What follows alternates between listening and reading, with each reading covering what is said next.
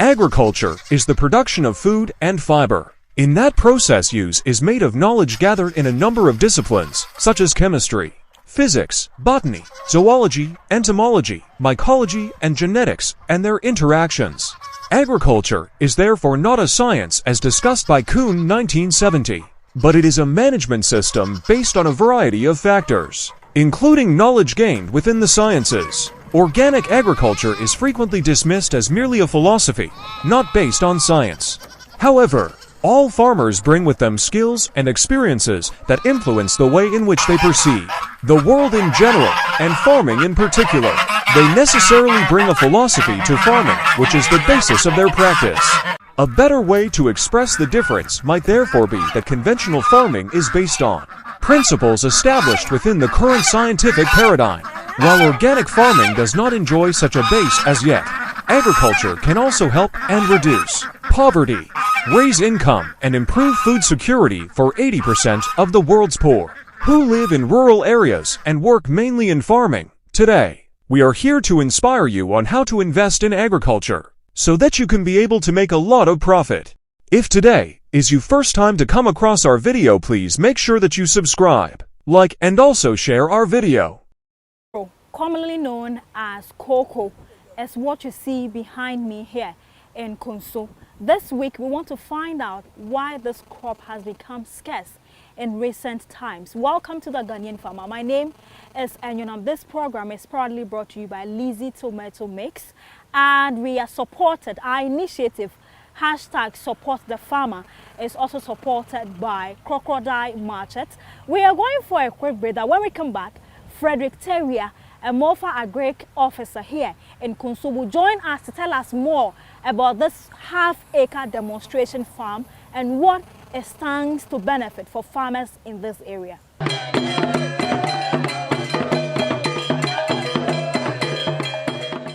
Today I'm having a conversation with Frederick Terrier. He's a Mofa Agric extension officer in Kunsu, and behind us is a demonstration farm which we are going to delve into proper. It is called taro, popularly known as cocoa. Mr. Terrier, thanks for joining us. Thank you. Now, briefly tell us about this demonstration farm and what it means when we say a demonstration farm. Thank you very much. Demonstration farm is very necessary in the sense that this taro that we are talking about here, it is going extinct for so many reasons. I think we'll get there. And there's a need for the government to come in. So crop research, I think their researchers went into it and then they came out with some varieties. And we have to try, see how it performs, and then let it serve as a planting material for our farmers. Because if one or two people are using it, it will not be enough. But if more farmers should get it, it will spread. And then the recognition that it has lost over the time to regain it. Because we get a lot of benefit from it. And it is going down to the drain. Back in the days, you can see taro or cocoa in many slum areas. It is commonly available. But as time goes by, it is becoming scarce and scarce. What led to this? In fact, see, technology sometimes it helps and creates another problems. That is to say, initially our farmers were using hoe, cutlass for every farm activity.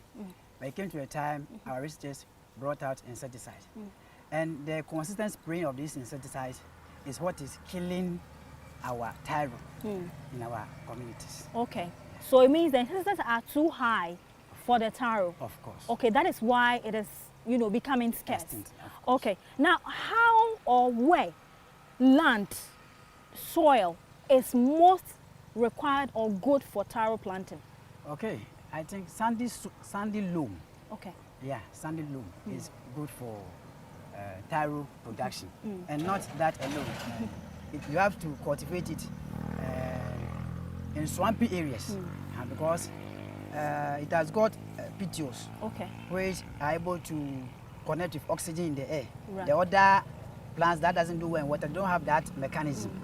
But since the taro has got that mechanism, it's able to do well inside swampy areas. Okay. So it is probably if you want to cultivate taro, and then you have an upland place, and then a swampy area.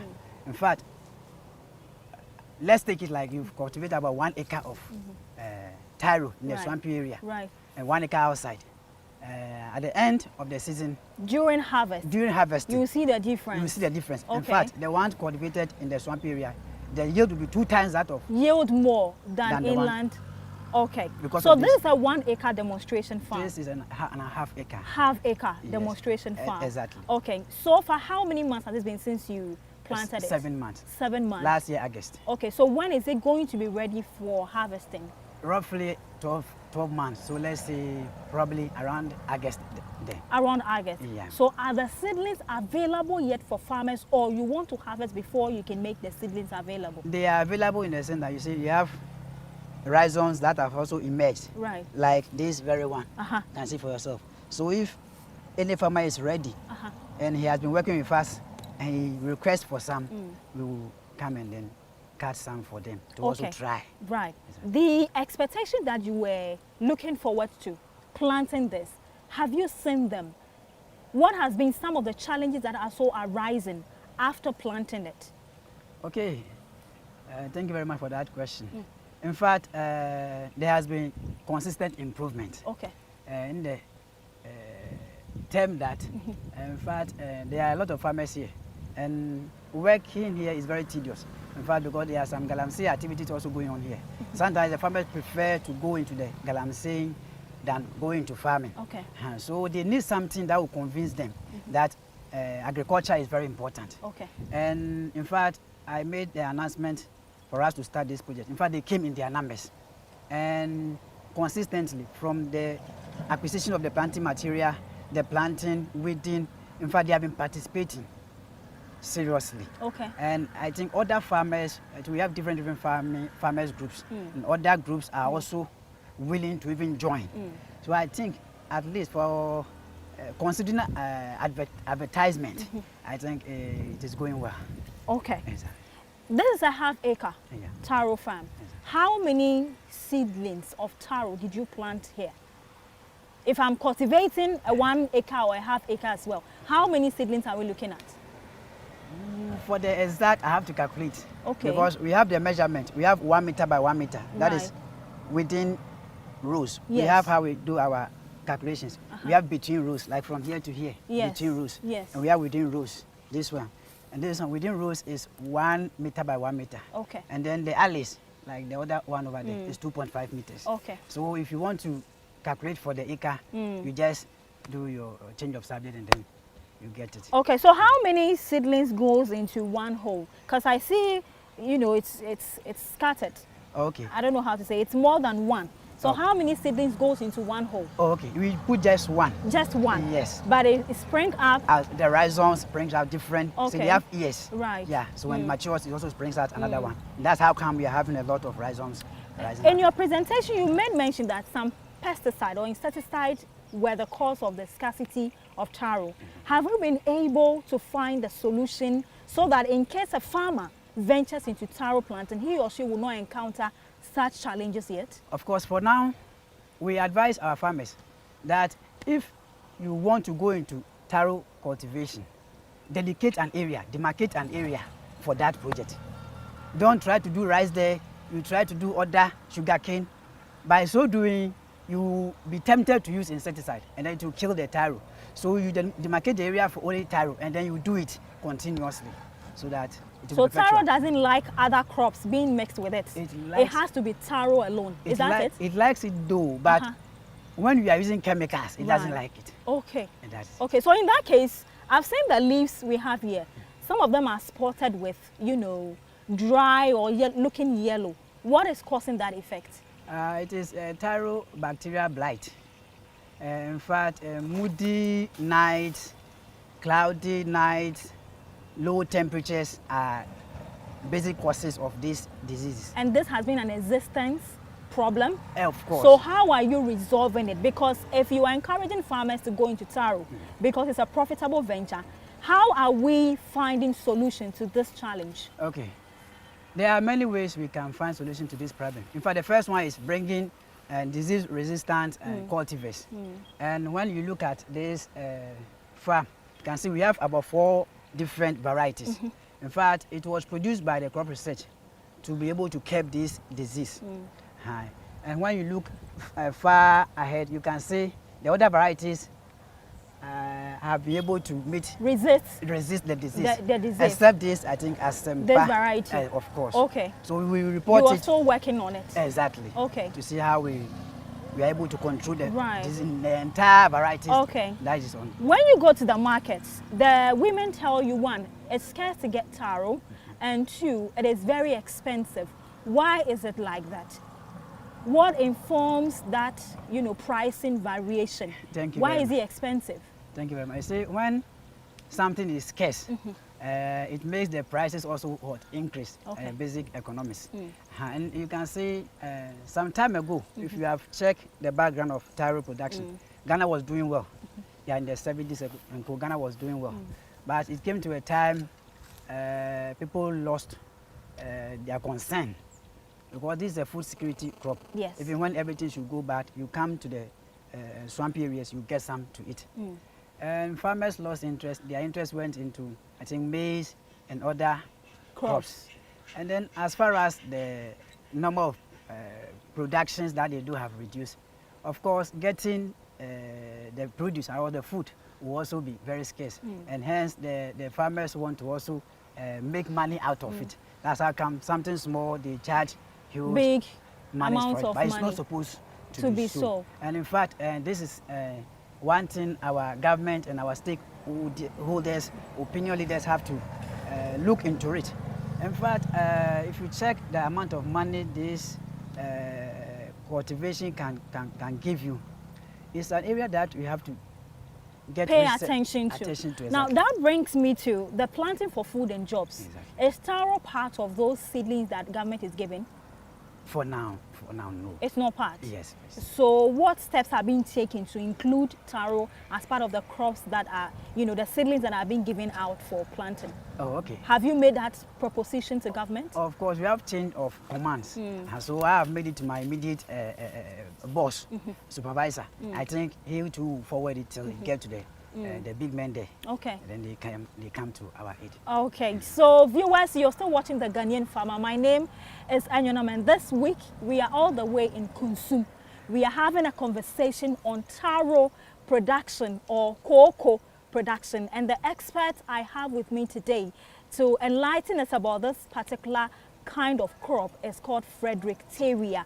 He's a MOFA Agric officer here in Kunsum. So let's go for 60 seconds on Agric, and when we come back, we'll delve more into taro production. Perhaps you might want to take your attention there. I'll be right back.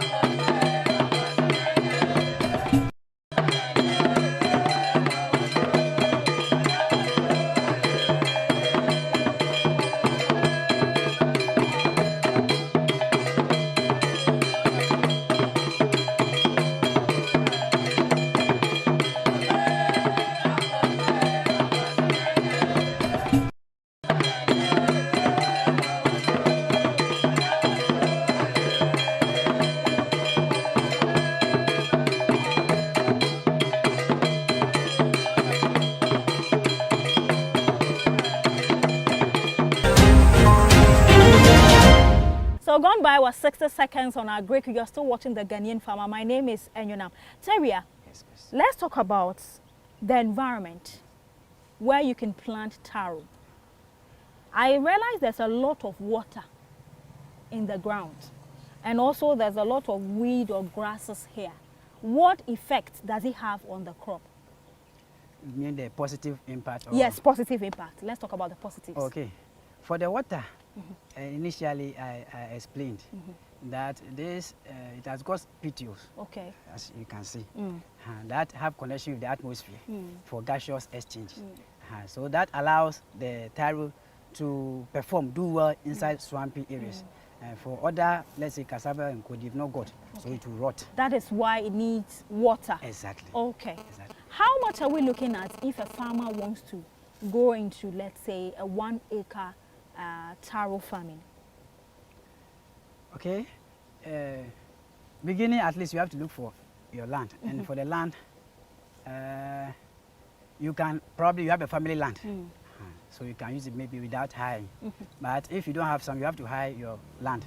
And that one is also, it pertains to specific areas. Okay. Probably some communities will have less than others. Okay. So let's take the land aspect from there. Probably Right. you have got your land. Yes. So right now we're looking at the inputs and the seedlings. Oh, okay. And then labourer. Is that Okay. not it? Of course. Okay, so you put that cost together and you're good to go. Is that it? Or there's something else you need? Oh yeah, in addition? that is Do it. we have to also consult an agric officer when I want to go into planting taro? Okay. You have. You see, in fact, we are on the field and we also go to our office conferences. Okay, We also go to school right. to update ourselves. So always we have new knowledge over this production. So we have to consult you. Of course. So you help us on how to go about it Exactly. and get the expected result. Exactly. Now let's look at, clearing the land or clearing the farm. How often does a taro farm need to be cleared to create enough space for it and all that? How often should a farmer do Okay, that? at least for 1 month going. After 1 month? After every 1 month. When you can- plant it, should come you and- have to come and weed. Yeah. And how about the input that it needs? For the inputs, even after planting, even 2 weeks, you can apply fertilizer if only you have. After 2 weeks? Yeah, you can even apply. When you finish planting the seedling, Of course. you can apply your fertilizer. Of course. Okay, and then after that, what happens next? Then you have to wait. Okay. How long will a taro take to mature for harvesting? In fact, 1 year.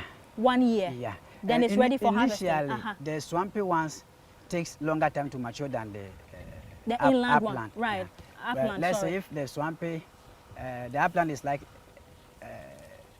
actually about 6 to 12 months it can mature. Okay. But for the swampy one, let's say about 12 to 15 months Okay. before it can mature. Okay, so this one will take a year At least. for harvesting. Of course. How many times can a farmer harvest taro after 1 year when it's matured? As numerous as the person wants. As numerous. As the person wants, because probably the market cannot take everything on a whole. Okay. So maybe like so we have 1 market day in a week, on Fridays. Okay. Probably this market day you want to send about 2 bags. You come and harvest and you send. You're able to sell. Next market maybe 2 bags. Still it is exhausted. You have it by uprooting, right? Yeah, we have Do we uproot? simple tools. Of course, we can use a garden fork, garden trowel to dig around, and then you hold the pistol. So when I uproot one plant, how will I come back and harvest again? No, you uproot, gather, and put inside the sack. That's what I'm talking about. Yes, I know. Yeah. What I'm saying is that Yeah. when I uproot this, Yeah. how will I come back and harvest again? It means it's just one time, Of course, you harvest different one, not the same. not the same. Yeah, you harvest different one. Probably the first time you came, you harvest this section. The next time you go to the next section. Okay. That is what. In one row, how many taro are we seeing? Are you able to count? You are able to count, but let me see. Hey, Ubekine, Papa, Let's say for here around 25. 25 Yeah. pieces Exactly. in one row. Exactly. Okay. My next question will be that how many sacks of taro can I get from this half acre of land?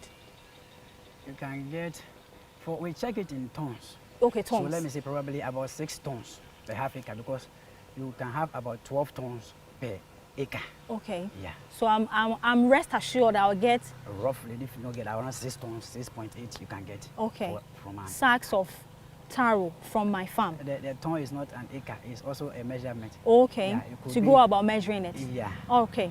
All right. So which weather temperature, is best or good for taro?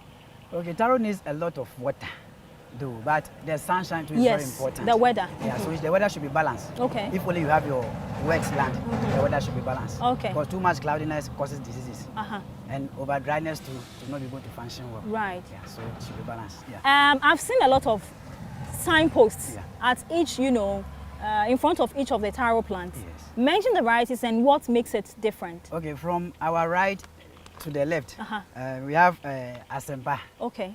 We have about 8 rows of Asempa. Okay. And then we have Yanyawa, the next one.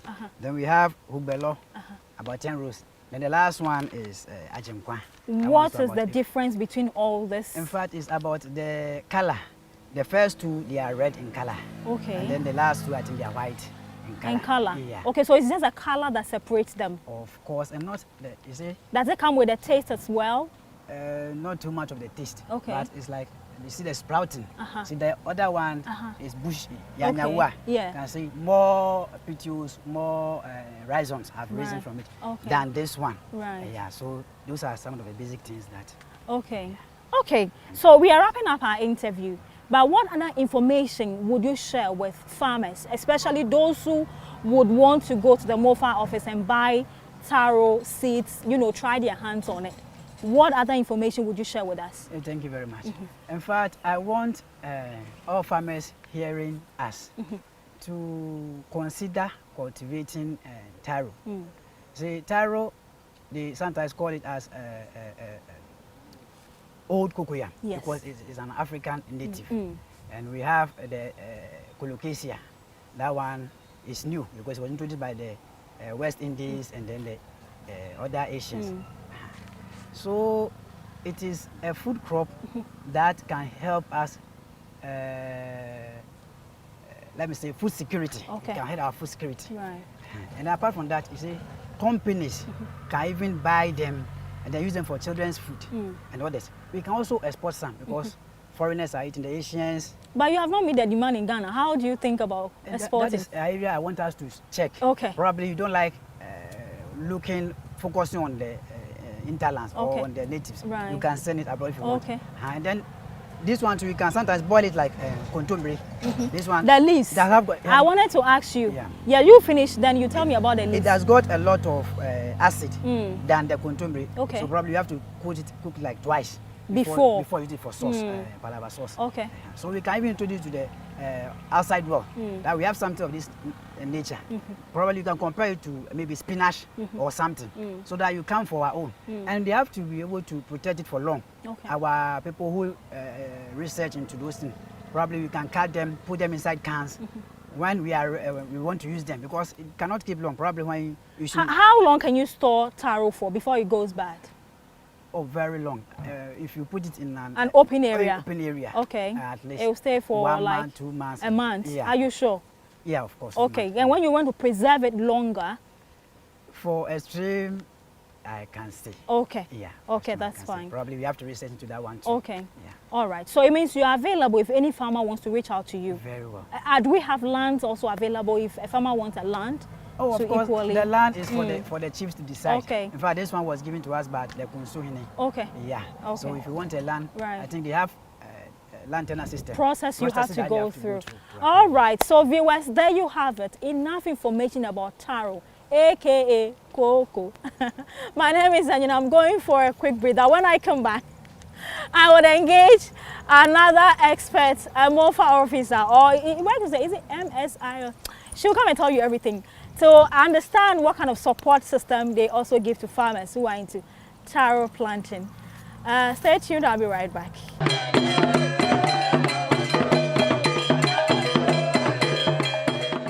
Welcome back, and you're still watching The Ghanaian Farmer. My name is Enyenam. This is the time I call it my fact check to get the expert advice on what they are doing to help farmers scale up or improve on what they are already doing. I have with me Lydia and Cancer. She's looking at Lydia and Cancer. Thanks for joining us once again. Lydia, tell us about your department and what kind of help you give to farmers in this area. Okay, my name is Lydia and Cancer. IMS manager at Man Council. Because I work with farmers, right. I'll go with our local dialect so that they will understand me more. Okay. Right. So the farmers all farmers, but we deal in cocoa. But because we deal in cocoa, we don't ignore any farmer. Yenja will be our say you collaborate with Bofa. Inti you train farmers in additional livelihood. Make additional livelihood that they may partner said. We are queerny. Bia, as I said, we are be ejuma way. Apart from a queer now, we Inti ye mom nkyerɛkyerɛ bebree efa ekuayo ebia asase bi da wafuo na no hu se emfaso wɔ so. Typical example is when it is swampy areas. Baby aye ara ne ateche. Ebia onim se obetimi da ye bibi. Inti ye ma ne nkyerɛkyerɛ ne ntete wasa asie da hai. Ubetimi de adua mo. One thing ayeye. 2 ebia ubetimi de adua menkan. Ubetimi de adua kokoko de wo meti ha mu. Ana se ubetimi adua ahwede. Nti ye ma wo san nkyerɛkyerɛ we nyina aside that no so. Ye kyerɛ mo kwan omo befa so akɔ omo anim ama omo atumpɔn na community ne so atumpɔn. Nti ye kyerɛ mo ebia ubetimi ayen mmoa bi. Se ebia wo ye kokoko afuo. Cocoa ne bedu baby ne kofom. Okay. Now so you advise them to add extra things to make an extra income as well. Yes. Okay. Now farmers have a lot of things they do. Especially they have to rely on laborers to help their work get done. In a farm like Taro Farm, is it less stressful or it involves a lot? How does he go about it? It involves a lot. Okay. Because on say who can labor no. As I say we pay apani mani bedroom. Obu ho no ma senya ne ho pa na akire na ateche mu pa so oba de ne nsan ba betutum because enya baby na betimi de se kan do. Okay. Say say wututum because ensuo tatam. Right. Nti say when enya ne ho na akire na wunya kuani se mafa apani se oma bedom ma David. I just say wow fa to so. Okay. Yeah. In a year no, when is the best to plant taro? Oh, during the rainy season or any time which is any land that is available. Okay. Say what's asking that one no swampy area mostly. Any day recommend yes, anytime they'll be area. Okay, I see. Now apart from the regular rainy season and probably if the area or the soil is a swampy place you can plant it. What else can a farmer do? If I have a half acre of taro a farmer, then I also met media system account. Oh, we betimi adua ahwede kakra wom. Yes. Okay. Because any soup and soup okay. And I menkani. Okay. Menkani no edu baby on say nso ani kofom. Nti no tem bia na enyi from. Okay. Nti ube hu say no so e wo nice leaves but ewia bo baby obon say na haban ni nyina ahye. Okay. Nti wo baby ti say ya advice so betimi de adua menkani. Mo adwuma na moye no, what is the most challenging part of it all? Cause many why I ananti kakra. What's the most challenging part of it all? Oh, ni atia ne say e ekuafo. Na ekuafo nso ehu adwuma. Nipa ye ka say nipa hu adwuma ye edi. Ese say wo chirechire ni kakra ansa na oba baji atum because our previous mindset. Right. Inti changing no e bank kakra there but it doesn't come at once. Okay. Now more inspection need training ni sanyomanyoman. Who takes care of paying? Do farmers pay you? No, not at all. It's for free. Okay. It's for free. Munji bush allowance. Yeah, per se farmers no, if farmer no. When you see cash in the bottom, na na dwumadi ani kwaso. And bush allowance kra wonje jai sa na bush allowance. Enyo ma menchiro. Bush allowance no say me in charge o. Me nkan hwe nchiro but wo aba na bia so me ko jibode. That is what we call it bush allowance. But apart from that, you need BBR. Bush allowance. Okay. My dear, okay. A farmer who is watching you, been in Accra, in other parts of the region, now Shawa, what advice would you give to them, especially because this crop has become scarce? Yes. And we are encouraging farmers who have lands that are swampy to go into it. Advice being and now the more and Christians and ben now yeah, me can't farmer be our family. We are see finance nane say.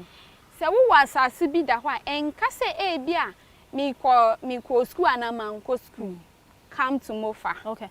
Engage us. Right. We will help you to develop your mindset, your business. Okay. Is in fact farming is a business. Farming is a business, madam, and cancer. I'll see bush allowance near once in a while. Thanks for watching. I'll come your way again next week.